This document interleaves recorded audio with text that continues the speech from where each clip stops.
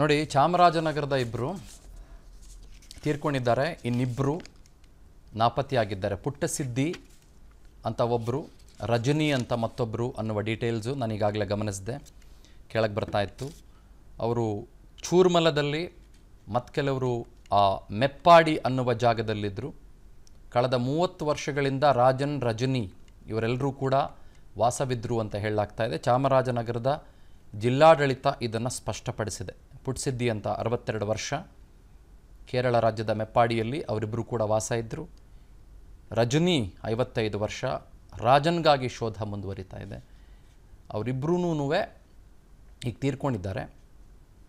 ಈಗ ಇಬ್ಬರು ನಾಪತ್ತೆಯಾಗಿದ್ದಾರೆ. ಕನ್ನಡಿಗರು ಬಹುತೇಕ ಜನ, ಬಹಳಷ್ಟು ಜನ ವಯನಾಡಿನಲ್ಲಿ ಬಾರ್ಡರ್ ಆಗಿರೋದರಿಂದ ಭಾಳಷ್ಟು ಜನ, ಸುಮಾರು ಜನ, ಇನ್ಫ್ಯಾಕ್ಟ್ ಅವ್ರು ಹೋಗಿಯೇ ಬರ್ತಾ ಇರ್ತಾರೆ. ಇವರು ರತ್ನಮ್ಮ, ಇವರು ರಾಜೇಂದ್ರ, ರತ್ನಮ್ಮ ಮತ್ತು Rajendra. I would like to know their statuses please. ಏನಾಗಿದೆ ಅವರಿಗೆ, ರತ್ನಮ್ಮ, ರಾಜೇಂದ್ರ ಅವರಿಗೆ? ಯಾಕಂದರೆ ರತ್ನಮ್ಮ ಅವರ ಹೆಸರು ನನಗಿಲ್ಲಿ ಕಾಣಿಸ್ಲಿಲ್ಲ ಕೆಳಗಡೆ, ಆ ಕಾರಣಕ್ಕೋಸ್ಕರ. ರಜನಿ ಕಾಣಿಸ್ತು, ರಾಜನ್ ಕಾಣಿಸ್ತು, ಪುಟ್ಟಸಿದ್ದಿಯನ್ನು ಹೆಸರು ಕಾಣಿಸ್ತು. ರಾಜೇಂದ್ರ ಮತ್ತು ರತ್ನಮ್ಮ ಹೆಸರು ರಜನಿ ಆ್ಯಂಡ್ ರಾಜನ್ ನೋಡಿದ್ರಾ, ನಾಪತ್ತೆಯಾಗಿದ್ದಾರೆ. ಯಾಕೆ ರತ್ನಮ್ಮ ಅಂತ ಹಾಕಿದ್ರಿ ಇಲ್ಲಿ ಮತ್ತೆ ಅವ್ರ ಹೆಸರನ್ನ? ಹೆಸರೇ ಚೇಂಜ್ ಮಾಡಿಬಿಡೋದಾ? ಸೊ ರಜನಿ ಮತ್ತು ರಾಜನ್ ಇಬ್ಬರೂ ನಾಪತ್ತೆಯಾಗಿದ್ದಾರೆ. ಬಹುಶಃ ಅವ್ರ ಮನೆಯವರು ಯಾರೋ ಹೊರಡಿಸಿರುವಂಥ ಒಂದು ಸಣ್ಣ ಮಟ್ಟದ ಒಂದು ಪಬ್ಲಿಕೇಶನ್ ಅಂತ ಅನಿಸುತ್ತೆ ನನಗೆ. ಒಂದು ಕಾಂಟ್ಯಾಕ್ಟ್ ಅಂತ ಬರೆದಿದ್ದಾರೆ, ಕಾಂಟ್ರ್ಯಾಕ್ಟ್ ಅಲ್ಲ ಅದು, ಕಾಂಟ್ಯಾಕ್ಟ್ ಅಂತ ಬರೆದಿದ್ದಾರೆ. ನಂಬರ್ ಕೂಡ ಕೊಟ್ಟಿದ್ದಾರೆ ನೋಡಿ, 6282403267, 6282403267. ಅವರಿಬ್ಬರು ಕೂಡ ರಾಜನ್ ಮತ್ತು ರಜನಿ ನಾಪತ್ತೆಯಾಗಿರೋರು. I hope they are safe. I really hope they are safe. ಪಾಪ ಅವರು ಆರಾಮಾಗಿರಲಿ ಅಂತ ನಾನು ಕೂಡ ಆಶಿಸ್ತೇನೆ, ನಾವೆಲ್ಲರೂ ಕೂಡ ಆಶಿಸ್ತಾ ಇದ್ದೇವೆ. ಭಾಳ ದೊಡ್ಡ ದುರಂತ ಇದು. ದುರಂತಕ್ಕೆ ಸಾವಿರಾರು ಕಾರಣಗಳು.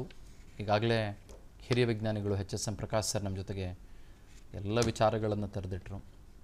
ನಾನು ಭಾಳ ಸಲ ಹೇಳ್ತಾ ಇರ್ತೀನಿ, ಒಂದು ಕಾರು ಭಾಳ ಫಾಸ್ಟಾಗಿ ಹೋಗ್ತಾ ಇತ್ತು. ಯಾರೊಬ್ಬ ಹುಡುಗ ಕಲ್ಲು ಹೊಡೆದ. ಆ ಹುಡುಗ ಕಲ್ಲು ಹೊಡೆದಾಗ ಆ ಕಾರಿನ ಮಾಲೀಕ ಯಾಕೆ ಅಂತ ಕೇಳ್ದ. ಆಗ ಆ ಹುಡುಗ ಹೇಳ್ದ, ನೋಡಿ ನನ್ನ ಅಣ್ಣ ಅಲ್ಲಿ ವೀಲ್ ಚೇರಿಂದ ಕೆಳಗೆ ಬಿದ್ದುಬಿಟ್ಟಿದ್ದಾನೆ, ಯಾರು ಕೈಯೊಡ್ಡಿದ್ರೂ ಕೂಡ ಕಾರ್ ನಿಲ್ಲಿಸ್ತಾ ಇಲ್ಲ, ನೀವಾದರೂ ನಿಲ್ಲಿಸಬೇಕು ಅಂತಿದ್ದರೆ ನಾನು ಕಲ್ಲು ಹೊಡಿಲೇಬೇಕಾಗಿತ್ತು, ಆ ಕಾರಣಕ್ಕೋಸ್ಕರ ನಾನು ಕಲ್ಲು ಹೊಡೆದೆ. ಅಲ್ಲಿ ನನ್ನ ಅಣ್ಣ ಕೆಳಗೆ ಬಿದ್ದಿರೋನನ್ನು ದಯವಿಟ್ಟು ವೀಲ್ ಚೇರಲ್ಲಿ ಕೂಡಿಸಿ ಮನೆಗೆ ತಲುಪಿಸಿ ಅಂತ ಅವ್ನು ಕೇಳ್ಕೊಳ್ತಾನೆ. ಆಗ ಬಹಳ ದೊಡ್ಡ ಕಾರು ಓಡಿಸ್ತಾ ಇದ್ದಂಥ ಮಾಲೀಕ ಕಣ್ಣೀರಾಗ್ತಾನೆ ಮತ್ತು ಆ ಹುಡುಗನನ್ನು ವೀಲ್ ಚೇರ್ ಮೇಲೆ ಕೂಡಿಸಿ ಆ ಹುಡುಗನನ್ನು ಮನೆ ಒಳಗೆ ಕಳಿಸ್ಕೊಡ್ತಾನೆ. ನಂತರದಲ್ಲಿ ಆಲೋಚನೆ ಮಾಡ್ತಾನೆ, ಹೌದಲ್ಲ, ನಾನು ಯಾರಿಗೂ ಕೇರ್ ಮಾಡದೆ ಎಷ್ಟು ಫಾಸ್ಟಾಗಿ ನಡ್ಕೊಂಡು ಹೋಗ್ತಾ ಇದ್ದೆ, ಗಾಡಿ ಓಡಿಸ್ಕೊಂಡು ಹೋಗ್ತಾ ಇದ್ದೆ, ಕುಣ್ಕೊಂಡು ಹೋಗ್ತಾ ಇದ್ದೆ, ಓಡ್ಕೊಂಡು ಹೋಗ್ತಾ ಇದ್ದೆ ಇಷ್ಟು ದಿನ. ಆ ಕಡೆ ಈ ಕಡೆ ಸುತ್ತಮುತ್ತ ನೋಡಲೇ ಇಲ್ವಲ್ಲ ಅಂತ. ಆ ಸುತ್ತಮುತ್ತ ನೋಡದೇ ಇರೋರೇ ನಾವು ಮತ್ತು ನಮ್ಮ ಕಾರು. ಕಲ್ಲು ಹೊಡೆದಿದ್ದೇ ಪ್ರಕೃತಿ, ಕುಸಿದು ಬಿದ್ದಿದ್ದೇ ಪ್ರಕೃತಿ. ಅದೇ ನಮಗೆ ಇವತ್ತು ದುರಂತವಾಗಿರೋದು. ಸೊ ನಮಗೆ ಆವಾಗವಾಗ ಪ್ರಕೃತಿ ಹೀಗೆ ಕಲ್ಲು ಹೊಡೆದು ಎಚ್ಚರಿಸ್ತಾ ಇರುತ್ತೆ. ನಾವು ಎಚ್ಚೆತ್ಕೊಳ್ಳೋದಿಲ್ಲ. ಈಗ ನಾವು ಇದನ್ನೆಲ್ಲ ಗಮನಿಸಿದ್ದೀವಿ. ಈಗ ಮುಂದಿನ ವರ್ಷ ವಯನಾಡಿನಲ್ಲಿ ಎಲ್ಲ ಮತ್ತೆ ಅದೇ ಜಾಗದಲ್ಲಿ ರೀಕನ್ಸ್ಟ್ರಕ್ಟ್ ಆಗುತ್ತೆ. ಇದೇ ಜಾಗಕ್ಕೆ ಇನ್ನೂ ಲಕ್ಷಾಂತರ ಜನ ಹೋಗ್ತಾರೆ. ಇನ್ಸ್ಟಾಗ್ರಾಮ್ನಲ್ಲಿ ರೀಲ್ ಮಾಡ್ತಾರೆ, ಅದನ್ನು ಹಾಕ್ಕೊತಾರೆ, ವಯನಾಡ್ ವೈಬ್ಸ್ ಅಂತ ಹಾಕ್ಕೊತಾರೆ. ಏನು ಮಾಡೋಕ್ಕಾಗಲ್ಲ. ನೀವು ಪಾಠ ಕಲಿಸೋಕ್ಕೂ ಆಗಲ್ಲ, ಪಾಠ ಕಲಿಯೋಕ್ಕೂ ಆಗಲ್ಲ. ಪ್ರಕೃತಿ ನಾಶ ಮಾಡ್ಕೊಂಡು ಬರ್ತಾನೇ ಇರ್ತೀವಿ ನಾವು, ನೀವು ಎಲ್ಲರೂ ಸೇರಿಕೊಂಡು. Nothing has stopped. ಈ ಕೊಡಗಿನಲ್ಲಿ ಅತಿ ದೊಡ್ಡ ದುರಂತಗಳಾಗೋಯಿತು ಕಳೆದ ಹಲವು ವರ್ಷಗಳ ಹಿಂದೆ. ಯಾರಾದರೂ ಕೊಡಗನ್ನು ರಕ್ಷಿಸಬೇಕು ಅನ್ನುವ ಪಣ ತೊಟ್ಟಿದ್ರ, ಅಲ್ಲಿ ಸಾಯಿಲ್ ಟೆಸ್ಟಿಂಗಿಂದ ಹಿಡಿದು ಗುಡ್ಡಗಳಲ್ಲಿರುವ ಮನೆಗಳಿಂದ ಹಿಡಿದು ಹಲವು ಹೋರಾಟಗಳನ್ನು ನಡೆಸುವಂಥ ಪ್ರಯತ್ನ ಒಂದು 6 ತಿಂಗಳಾಯ್ತು. ಆಮೇಲೆ ನಿಲ್ಲಿಸೇ ಬಿಟ್ರು. ಏನಾದರೂ ಶಿಫ್ಟಿಂಗ್ ಆಯಿತಾ? ವಸಾಹತುಗಳು ಬೇರೆ ಕಡೆಗಾಯ್ತಾ? ವಸತಿ ಪ್ರದೇಶಗಳು ಬೇರೆ ಕಡೆಗಾಯ್ತಾ? ಸರ್ಕಾರಗಳು ಆಲೋಚನೆ ಮಾಡಿದ್ವಾ? ನದಿಗಳು ಕರೆದಾಗ ಏನು ಮಾಡಬೇಕು ಅನ್ನೋದ್ರ ಬಗ್ಗೆ ಚಿಂತನೆಗಳಾಯ್ತಾ? ಏನೋ 2 ತಿಂಗಳಾಯಿತೋ 3 ತಿಂಗಳಾಯಿತೋ ಗೊತ್ತಿಲ್ಲ. ಅಯ್ಯೋ ಹೌದು ಅಂತ. ಉತ್ತರ ಕರ್ನಾಟಕದಲ್ಲಿ ಬಹಳ ದೊಡ್ಡ ಪ್ರವಾಹ ಆಯಿತು. ನೀರು ಬಿಟ್ಬಿಟ್ರು. ನಮ್ಮ ಆಲ್ಮಟ್ಟಿಯಿಂದ ನೀರು ಬಂದು ಅಯೋಮಯ ಆಗೋಯ್ತು. ಅದೇ ನಮ್ಮ ಬಾಗಲಕೋಟೆಯಲ್ಲಿ ನವನಗರ ಅಂತ ಮಾಡಿಕೊಂಡ್ರು. ಆಯಿತಾ? ಬಟ್ ಬೇರೆ ಇನ್ನೇನು ಪ್ಲಾನ್ ಆಫ್ ಆ್ಯಕ್ಷನ್ ಮಾಡ್ಕೊಂಡ್ವಿ ಗೊತ್ತಿಲ್ಲ. ಈಗ ನಮ್ಮ KRSನಲ್ಲಿ ಇವತ್ತು ನೀರು ಸಿಕ್ಕಾಪಟ್ಟೆ ತುಂಬಿದೆ, ಓವರ್ಫ್ಲೋ ಆಗ್ತಾಯಿದೆ ಅಂತ ನಾವು ಚರ್ಚೆ ಮಾಡ್ತೀವಿ. ನಾವು ಮೇಕೆದಾಟು 60-70 TMC ನೀರು ಈ ಸಂದರ್ಭದಲ್ಲಿ ಸಂಗ್ರಹ ಮಾಡಬಹುದಾಗಿರುವ ಮೇಕೆದಾಟಿನ ಬಗ್ಗೆ ನಾವು ಆಲೋಚನೆ ಮಾಡಿದ್ವಾ? ಈಗ ಓವರ್ಫ್ಲೋ ಆಗ್ತಾ ಇರುವ ನೀರನ್ನ ಮೇಕೆದಾಟಿನಲ್ಲಿ ನಾವು ಇವತ್ತು ಹಿಡಿದಿಟ್ಟಿದ್ದಿದ್ರೆ ಬರ ಅನ್ನುವ ಛಾಯೆಯೇ ಇರ್ತಾ ಇರಲಿಲ್ಲ ಬಹುತೇಕ ಭಾಗದ ಕರ್ನಾಟಕಕ್ಕೆ. ಅಲ್ಲಿ ಕೃಷ್ಣೆಯಿಂದ ಹರಿದು ಬರ್ತಾ ಇರುವ ನೀರನ್ನು ನಾವು ಡ್ಯಾಮ್ಗಳನ್ನು ಎತ್ತರಿಸೋ ಮೂಲಕ, ಹಲವು ಹಳ್ಳಿಗಳನ್ನು ಸ್ಥಳಾಂತರ ಮಾಡೋ ಮೂಲಕ, ಅಥವಾ ಕೊಯ್ನಾದಿಂದ ಉಕ್ಕಿ ಬಂದಂಥ ನೀರನ್ನು ನಾವು ಡ್ಯಾಮ್ಗಳನ್ನು ಎತ್ತರ ಮಾಡೋ ಮೂಲಕ, ಅಥವಾ ಮಿನಿ ಚೆಕ್ ಡ್ಯಾಮ್ಗಳು ಒಂದು 10 TMC 8 TMC 20 TMC mini check ಡ್ಯಾಮ್ಗಳನ್ನು ಮಾಡೋ ಮೂಲಕ ನಾವೇನಾದರೂ ಆ ನೀರನ್ನು ಶೇಖರಣೆ ಮಾಡಿ ಇಟ್ಕೊಂಡಿದ್ದಿದ್ರೆ ನಿಮಗೆ ಆ ಕಡೆ ಈ ಕಡೆ ನಗರಗಳು ಇವತ್ತು ಕುಸಿದು ಹೋಗ್ತಾ ಇದ್ವಾ? ಆ ಕಡೆ ಈ ಕಡೆ ಊರುಗಳು ಇವತ್ತು ಪ್ರವಾಹದ ಪರಿಸ್ಥಿತಿಯನ್ನು ಫೇಸ್ ಮಾಡ್ತಾ ಇದ್ವಾ? ಇಲ್ಲ, ಫೇಸ್ ಮಾಡ್ತಾ ಇರಲಿಲ್ಲ. ಈಗ ನಮಗೆ ಇಲ್ಲಿ ಸೌತ್ ಪಾರ್ಟ್ ಬರುವಾಗ ನಮಗೆ ಹಾರಂಗಿ, ಹೇಮಾವತಿ, ಕಬಿನಿ, KRS 4 ಜಲಾಶಯಗಳು ಹೊರತುಪಡಿಸಿದ್ರೆ ನಿಮಗೆ ಮತ್ತಿನ್ಯಾವ್ದು ಕಾಣಿಸುತ್ತೆ ನಿಮಗೆ? ಆ ಕಡೆ ಹೋದರೆ ನಿಮಗೆ ವಾಣಿ ವಿಲಾಸ ಡ್ಯಾಮ್ ಕಾಣಿಸುತ್ತೆ ನಿಮಗೆ. ಆ ಕಡೆಗೆ ಏನು ಪ್ಲ್ಯಾನ್ ಆಫ್ ಆ್ಯಕ್ಷನ್ ಏನು ಮಾಡ್ತಾ ಇದ್ದೀರಿ? ಬರ ಅಂದಾಗ ನೀರಿಲ್ಲ ಅಂತ ಟ್ಯಾಂಕರ್ ಗಟ್ಟಲೆ ನೀರು ಕೊಡೋ ಪ್ರಯತ್ನ ನಾವು ಮಾಡ್ತೀವಿ. ನೀರು ಇಲ್ಲ ಅಂತಂದಾಗ ಮಾಡ್ತೀವಿ. ನೀರು ಜಾಸ್ತಿ ಆದಾಗ ನಾವು ಏನು ಮಾಡ್ತೀವಿ? ಕಮಾನ್, ಪ್ರವಾಹ ಅಂತೀವಿ, ಮಳೆ ಅಂತೀವಿ, ನೀರು ಜಾಸ್ತಿ ಆಗಿಬಿಡ್ತು ಅಂತೀವಿ, ಪ್ರಕೃತಿ ಮುನಿಸ್ಕೊಂಡು ಬಿಟ್ಲು, ಜಾಸ್ತಿ ಮಳೆ ಕೊಟ್ಬಿಟ್ಲು ಅಂತೀವಿ. ಅದೇ ಬರ ಬಂದಾಗ ಪ್ರಕೃತಿ ಮುನಿಸ್ಕೊಂಡು ಬಿಟ್ಲು, ಮಳೆನೇ ಕೊಡಲಿಲ್ಲ ಅಂತೀವಿ ನಾವು. ಮಳೆ ಕೊಟ್ಟಾಗ ಶೇಖರಣೆ ಮಾಡಬೇಕಲ್ವಾ? ಹಾಂ, ನಮಗೆ ನಿಮಗೆ ಕಾವೇರಿ ವಾಟ್ರ್ ಬಿಟ್ಟಾಗ ಕಾರ್ಪೊರೇಷನ್ನವರು ನೀರಿನ ಸಂಪಲ್ಲಿ ನೀರು ಶೇಖರಣೆ ಮಾಡಿ ಇಟ್ಕೊಳ್ಳೋದು ಗೊತ್ತು, 3 ದಿನಕ್ಕೊಂದು ಸಲ ನೀರು ಬಿಡ್ತಾರೆ ಅಂತ. ಅದೇ ನಮಗೆ ಜಾಸ್ತಿ ಮಳೆ ಬಂದಾಗ ಮಿನಿ ಚೆಕ್ ಡ್ಯಾಮ್ಗಳನ್ನು ಮಾಡಿಯೋ ಅಥವಾ ಒಂದು ದೊಡ್ಡ 2-3 ಅಣೆಕಟ್ಟೆಗಳನ್ನು ಕಟ್ಟಿಯೋ, ನಮ್ಮೊಳಗೇ ಬೇರೆ ಯಾರ್ದೋ ಪರ್ಮಿಷನ್ ಹಾಕಬೇಕು ಅಣೆಕಟ್ಟೆಗಳನ್ನು ಕಟ್ಟೋದಕ್ಕೆ. ನಮ್ಮೊಳಗೇ ಅಣೆಕಟ್ಟೆಗಳನ್ನು ಕಟ್ಟಿ ನಾವಲ್ಲಿ ಶೇಖರಣೆ ಮಾಡಿ ಇಟ್ಕೋಬೋದಲ್ರಿ.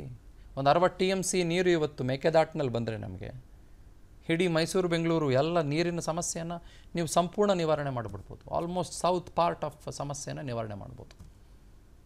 ಎತ್ತಿನಹೊಳೆ ಪ್ರಾಜೆಕ್ಟು ಅಂತಂದ್ರಿ, ಎತ್ತಿನಹೊಳೆ ಪ್ರಾಜೆಕ್ಟ್ ನೀರು ನೇತ್ರಾವತಿ ನದಿ ತಿರುವು ಯೋಜನೆ ಅಂತಂದ್ರಿ. ಊರಲ್ಲಿರೋರೆಲ್ಲ ಎತ್ತಿನಹೊಳೆ ಮತ್ತು ನೇತ್ರಾವತಿ ನದಿಯನ್ನು ಆಧಾರವಾಗಿ ಇಟ್ಕೊಂಡು ಬಂದರು. ನೇತ್ರಾವತಿ ನದಿಯ ನೀರು ಇವತ್ತು ಸಿಕ್ಕಾಪಟ್ಟೆ ಜಾಸ್ತಿ ಆಗಿದೆ. ರಭಸದಿಂದ ಇವತ್ತು ನೇತ್ರಾವತಿ ನದಿಯ ನೀರು ಹರಿತಾ ಇದೆ. ಧರ್ಮಸ್ಥಳದಲ್ಲಿ, ಕುಕ್ಕೆ ಸುಬ್ರಹ್ಮಣ್ಯದಲ್ಲಿ, ಬೇರೆ ಬೇರೆ ಕಡೆಗಳಲ್ಲಿ ಇವತ್ತು ಬಹಳ ದೊಡ್ಡ ಮಟ್ಟದಲ್ಲಿ ಆ ತಾಯಿ ನೇತ್ರಾವತಿ ಇವತ್ತು ಹರಿತಾ ಇದ್ದಾಳೆ. ನೀವು ಎತ್ತಿನಹೊಳೆ ಪ್ರಾಜೆಕ್ಟು ಅಂತಂದ್ರಿ, ಭಾಳ ಜನ ವಿರೋಧ ವ್ಯಕ್ತಪಡಿಸಿದ್ರು. ಆದಾಗಿಯೂ ಕೂಡ ನೀವೇನು ಮಾಡಿದ್ರಿ? ಪೈಪ್ ಲೈನ್ಗಳನ್ನು ಹಾಕೊಂಬಂದ್ರಿ. ಕೋಲಾರಕ್ಕೆ ನೀರು ಕೊಡ್ತೀವಿ ಅಂದ್ರಿ, ಬಯಲುಸೀಮೆಗೆ ನೀರು ಕೊಡ್ತೀವಿ ಅಂತಂದರೆ, ಬೆಂಗಳೂರಿಗೆ ನೀರು ಕೊಡ್ತೀವಿ ಅಂತಂದರೆ, ನೀವೆಲ್ಲ ಪ್ರಾಮಿಸ್ ಮಾಡ್ಕೊಂಬಂದು 20 ವರ್ಷ ಆಯಿತು. ಇವತ್ತು ನಿಜವಾಗಿಯೂ ಅದರಿಂದ ನೀರು ಸಂಗ್ರಹ ಮಾಡಿಕೊಳ್ಳುವಂಥ ಕೆಪಾಸಿಟಿಯನ್ನು ನಾವೆಲ್ಲರೂ ಕೂಡ ಗಮನಿಸಿದ್ದಿದ್ದರೆ, ಎತ್ತಿನಹೊಳೆ ಅನ್ನುವ ಪ್ರಾಜೆಕ್ಟ್ ಇವತ್ತು ಕಂಪ್ಲೀಟ್ ಆಗಿದ್ದಿದ್ದರೆ, ನೀವು ಹೇಳಿದ ಹಾಗೆ, ನೀವು ಸುಳ್ಳು ಹೇಳಿದ ಹಾಗೆ, ನೀವೆಲ್ಲ ದೊಡ್ಡವರೆಲ್ಲ ಇದ್ದಿರಲ್ಲ, CMಗಳಾಗಿದ್ದಂಥವ್ರು ನೀವೆಲ್ಲ ಸುಳ್ಳು ಹೇಳಿ ನೀವೆಲ್ಲ ಅಧಿಕಾರಕ್ಕೆ ಬಂದವರು. ಜನ ಪರದಾಡಬೇಕಾಗಿರ್ತಾ ಇರಲಿಲ್ಲ. ಇವತ್ತು ಕೋಲಾರ ಬರ ಬಂದಾಗ ಬರದ ಬೆಂಗಾಡಾಗಿರ್ಬೇಕಾಗಿರ್ತಾ ಇರಲಿಲ್ಲ. ಚಿಕ್ಕಬಳ್ಳಾಪುರ ಬರ ಬಂದಾಗ ಬರದ ಬೆಂಗಾಡಾಗಿರ್ಬೇಕಾಗಿರ್ತಾ ಇರಲಿಲ್ಲ. ದೊಡ್ಡಬಳ್ಳಾಪುರ ಬರದ ಬೆಂಗಾಡಾಗಿರ್ಬೇಕಾಗಿರ್ತಾ ಇರಲಿಲ್ಲ. ಪ್ಲ್ಯಾನ್ ಆಫ್ ಆ್ಯಕ್ಷನ್ ಇಲ್ಲ, ಆಲೋಚನೆಯೇ ಇಲ್ಲ. ಬೆಂಗಳೂರು ಎಷ್ಟು ಕೆರೆಗಳನ್ನು ಉಳಿಸಿದ್ರಿ ಬೆಂಗಳೂರಿನಲ್ಲಿ ನೀವೆಲ್ಲರೂ ಕೂಡ? 1000 ಕೆರೆಗಳ ನಾಡು ಬೆಂಗಳೂರು. ಒಂದು ಕಾಲದಲ್ಲಿ 1000 ಕೆರೆಗಳ ನಾಡು.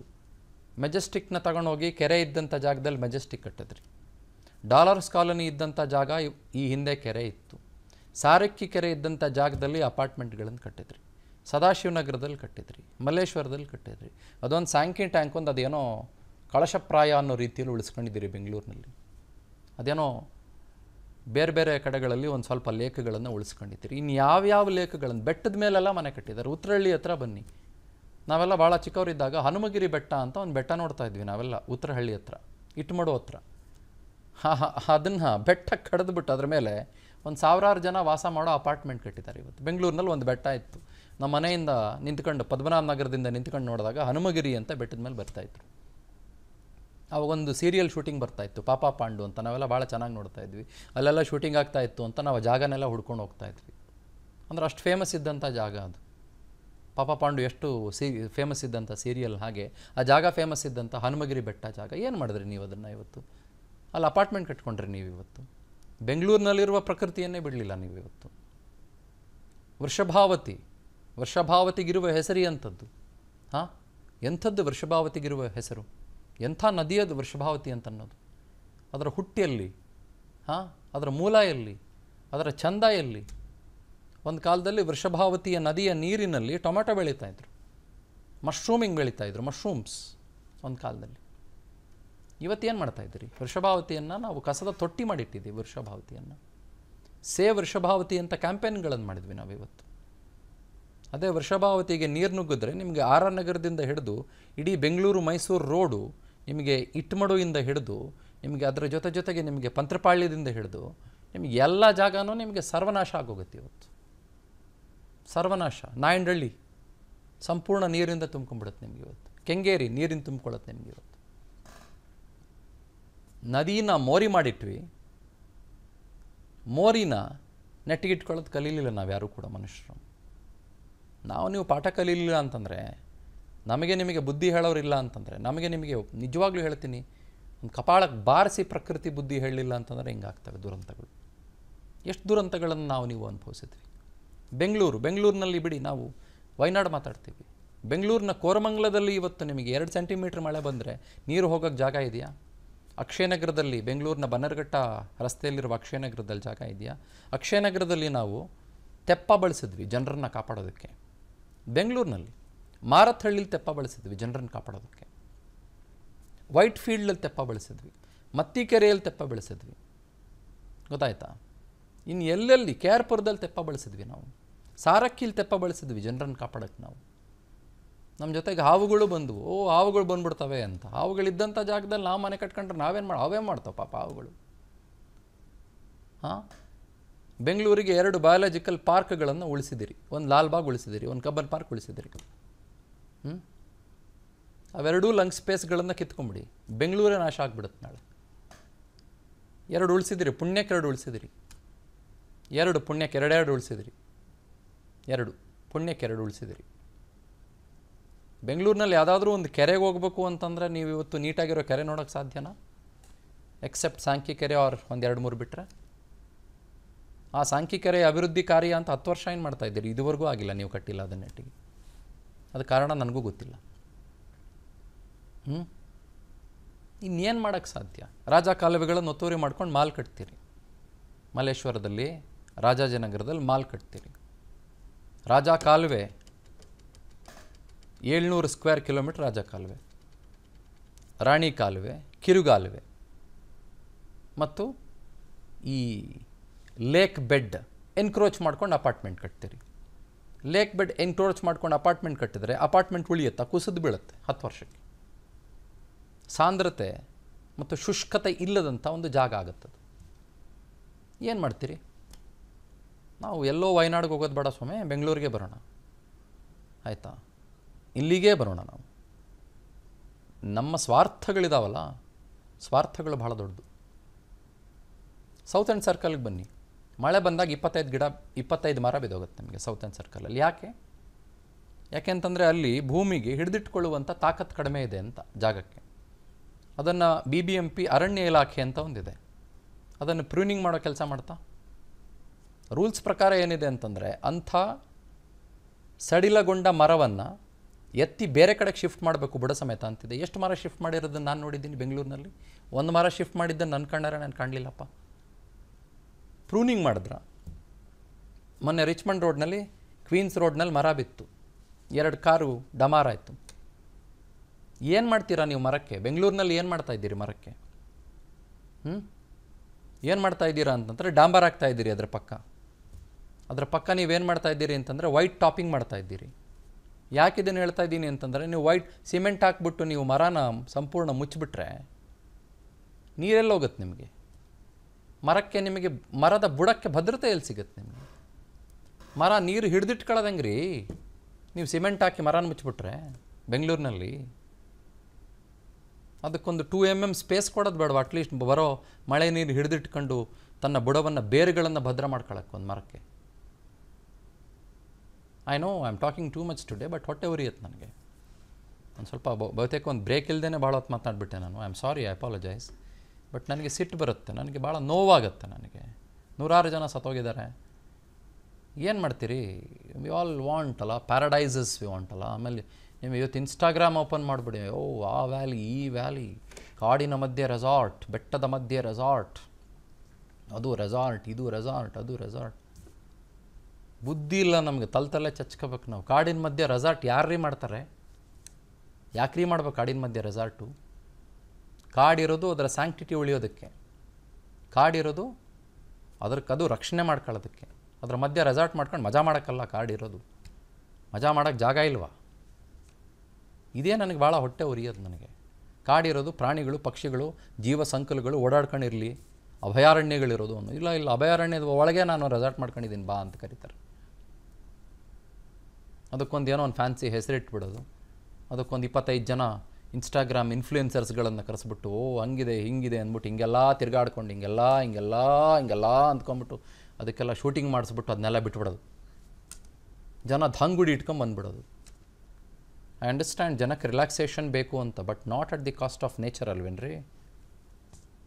Not at the cost of nature ಅಲ್ವಾ? ಪ್ರಕೃತಿನ ಹಾಳು ಮಾಡಿಬಿಟ್ಟು, ಪ್ರಕೃತಿನ ನುಂಗಿ ನೀರು ಕುಡಿದ್ಬಿಟ್ಟು ಅಲ್ವಾ? ನೋಡಿ, ಇಲ್ಲಿ ನಿಂತ್ಕೊಂಡ್ರೆ ಅಲ್ಲಿ ಬೆಟ್ಟ ಕಾಣಿಸ್ತದೆ, ಬೆಟ್ಟದ ತುದಿಯಲ್ಲಿ ಕಟ್ಟಿದ್ದಾರೆ, ಬಿದ್ದೋಗ್ಬಿಟ್ರೆ ಏನು ಮಾಡ್ತೀರಿ? ಅದೇ ಇವತ್ತಾಗಿರೋದು ವಯನಾಡಿನಲ್ಲಿ. ಅನುಕ್ಷಣದ ಸುದ್ದಿಗಳಿಗಾಗಿ ವಿಸ್ತಾರ ನ್ಯೂಸ್ ಯೂಟ್ಯೂಬ್ ಚಾನೆಲ್ ಸಬ್ಸ್ಕ್ರೈಬ್ ಮಾಡಿ. ಹೊಸ ಸುದ್ದಿಗಳ ನೋಟಿಫಿಕೇಶನ್ಗಾಗಿ ಬೆಲ್ ಐಕಾನ್ ಕ್ಲಿಕ್ ಮಾಡಿ. ಲೇಟೆಸ್ಟ್ ಅಪ್ಡೇಟ್ಸ್ಗಾಗಿ www.vistaranews.com ವೆಬ್ಸೈಟ್ಗೆ ವಿಸಿಟ್ ಮಾಡಿ. ಅಂಗೈಯಲ್ಲೇ ಜಗತ್ತಿನ ಸುದ್ದಿ ತಿಳಿಯಲು ವಿಸ್ತಾರ ನ್ಯೂಸ್ ಕನ್ನಡ ಆಪ್ ಡೌನ್ಲೋಡ್ ಮಾಡಿ.